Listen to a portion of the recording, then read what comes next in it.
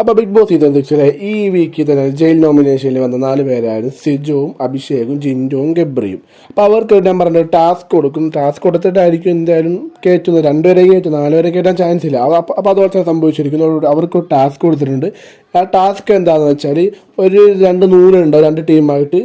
ഒരു ടീമിൽ അഭിഷേകും സിജോ ആണ്, മറ്റേ ടീമിൽ ജിൻഡോയും ഗബ്രി. അത് ഒരു പവർ ടീം തന്നെ ഡയറക്റ്റായിട്ട് അവരെ സെറ്റാക്കി വെച്ച് ടീമായിട്ട്. അപ്പോൾ ആ 2 നൂലുണ്ടാവും 2 ടീമിൽ. ആ നൂലിന് ബ്രഷ് കറക്റ്റായിട്ട് കൊണ്ടുപോവുക, എത്തിക്കുകയാണ് അവരുടെ മെയിൻ എയിം. അപ്പോൾ അതിൽ ജയിക്കുന്നവർക്ക് രക്ഷപ്പെടാം, ഏത് ടീമിനാണ്. അപ്പോൾ അതിൽ മെയിനായിട്ട് ജയിച്ചതെന്ന് ഗബ്രിൻ്റെ ടീമാണ്. ഗബ്രി കുറച്ച് ഐഡിയ ആയിട്ട് കളിച്ചു ചെയ്തു. ജിൻഡോയുടെ സപ്പോർട്ടും കൊണ്ട് ഗബ്രിൻ്റെ ടീം ജയിച്ചു.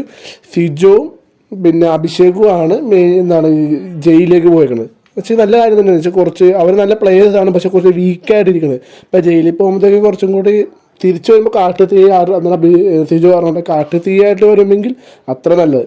അപ്പോൾ അവരാണ് ഇനി പോകാൻ പോകുന്നത് ഈ വീക്കിൽ തന്നെ.